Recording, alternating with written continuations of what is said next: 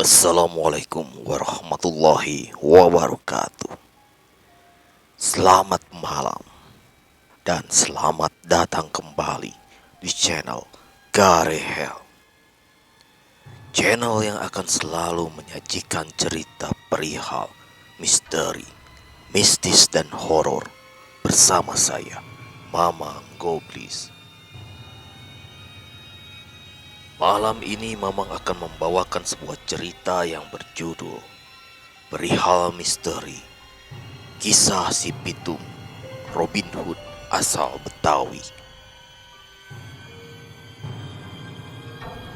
Sebelum itu Mamang mengingatkan dulur-dulur untuk mengaktifkan notifikasi loncengnya, biar selalu mendapatkan update cerita terbaru.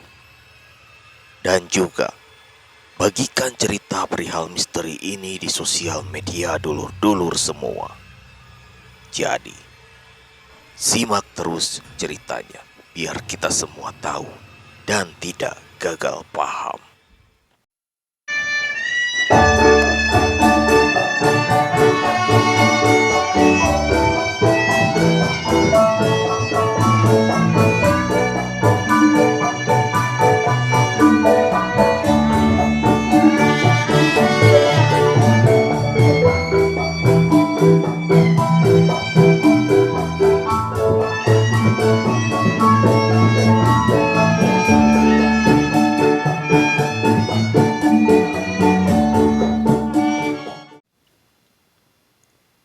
Itulah sepotong musik tradisional Gambang Kromong Betawi yang hingga kini masih dilestarikan. Si Pitung bagi orang Betawi sudah tidak asing lagi. Sosoknya dikenal sebagai jagoan bela diri, perampok ulu. Bahkan ada juga yang menganggapnya pahlawan nasional. Terlepas dari apapun cara orang mengenalnya, perihal misteri sejarah Si Pitung cukup melegenda. Karena sosoknya mempunyai pengaruh penting, terutama pada masa kekuasaan Belanda di Batavia. Ada yang menyebut Si Pitung anak pinggiran Batavia, komplotan bandit. Tapi, ada pula cerita lain yang mengatakan Si Pitung adalah pahlawan karena selalu menolong orang yang tertindas. Lalu, siapa sebenarnya sosok Si Pitung yang melegenda itu? Menurut sejarawan Belanda Margriet van Til dalam In Search of Si Pitung, The History of Indonesian Legend, cerita maupun sosok Si Pitung ini memang benar adanya dan bukan mitos belaka. Mengutip laman Historia, Si Pitung yang nama aslinya Ahmad Nitikusuma merupakan anak laki-laki dari pasangan Pinah dan Piung asal kampung Rawabelong, Jakarta, dengan karakter pemberani. Dahulu, sekitar abad ke-19, Rawabelong disebut Omelanden yang berarti pinggiran Batavia. Saat itu kawasan ini dikenal padat penduduk. Si Pitung dibesarkan dengan latar pendidikan di sebuah pondok pesantren, perguruan Haji Naipin, sehingga ia mampu mengaji dan berkepribadian yang baik.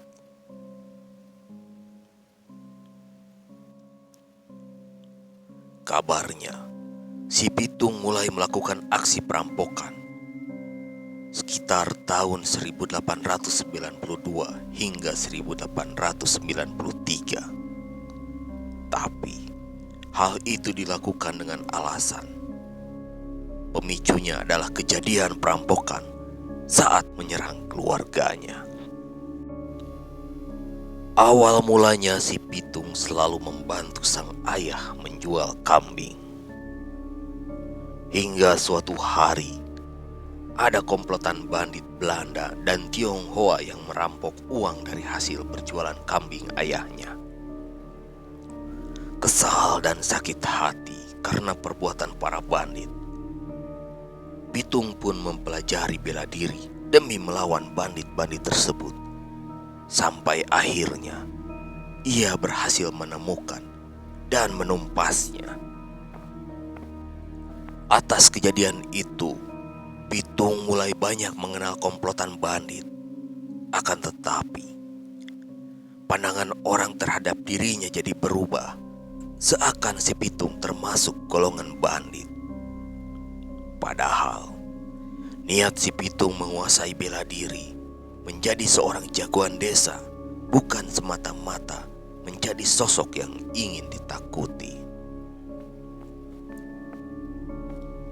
melainkan ingin bisa melawan para bandit yang sekaligus tuan tanah Belanda yang kerap menindas warga miskin yang lemah dengan tindakan semena-menanya. Kemampuan bela diri si Pitung pada akhirnya cukup membuat was-was para tuan tanah.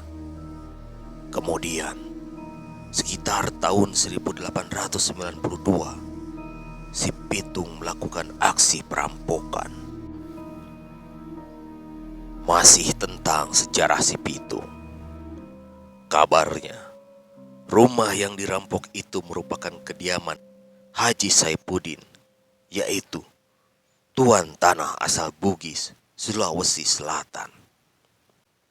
Aksi perampokan tersebut menyebar luas sampai dimuat dalam surat kabar Hindia Belanda pada 10 Agustus 1892. Peristiwa ini bukanlah terjadi satu atau dua kali.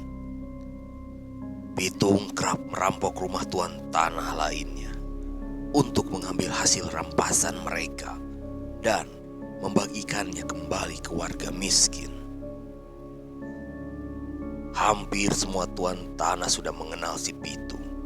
Bahkan ketika mereka mengalami perampokan, namanya selalu diincar dan diburu polisi. Si Pitung juga dianggap pemberontak, sehingga orang-orang Belanda ingin dirinya ditumpas, seakan-akan mereka ini tidak bergerak bebas dalam menindas orang-orang kecil.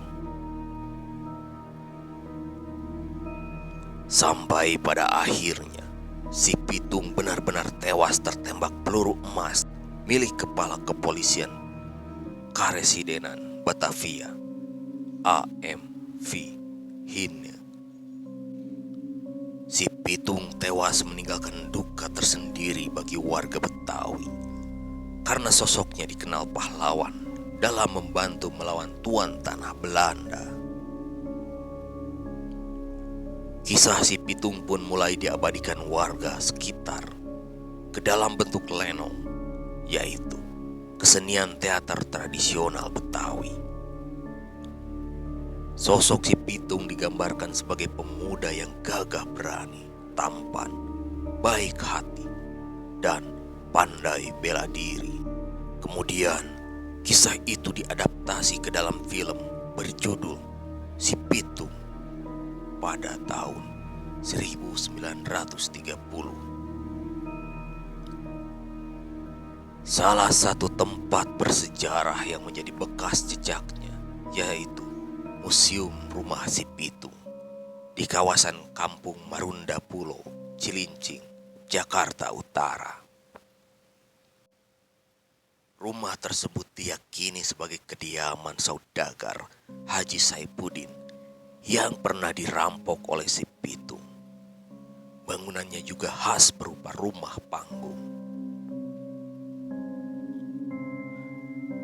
Pada tahun 1999, rumah tersebut dijadikan bangunan cagar budaya berdasarkan Peraturan Daerah Provinsi DKI Jakarta Nomor 9 Tahun 1999 dan diberi nama Rumah Si Pitung. Itulah sejarah si Pitung yang dijuluki sebagai jagoan bela diri karena aksi-aksinya yang dengan tulus membela kaum yang lemah, menumpas kebatilan, penindasan, dan berjuang untuk tanah air dari penjajahan kompeni Belanda. Dan kini, kisahnya tetap abadi bagi warga Batawi dan Nusantara. Nah, itu tadi cerita Mamang perihal misteri kisah si Pitung, Robin Hood asal Betawi. Mamang mohon maaf apabila ada salah-salah ucap dan salah kata. Atau juga, bila ada kritik, saran, dan masukan, dulur-dulur bisa komen di kolom komentar yang sudah tersedia. Dan tidak lupa juga Mamang mengingatkan dulur-dulur untuk menekan tombol like dan juga subscribe-nya. Biar Mamang tambah semangat lagi bercerita perihal misteri ini. Dan tidak lupa Mamang mendoakan dulur-dulur semua agar diberikan kesehatan selalu, lancar jaya dalam segala hal, diberikan rezeki yang berlimpah, dan diselamatkan di dunia dan akhirat. Amin ya robbal alamin. Akhirul kata, saya Mamang Goblis beserta kru pamit undur diri. Wassalamualaikum warahmatullahi wabarakatuh.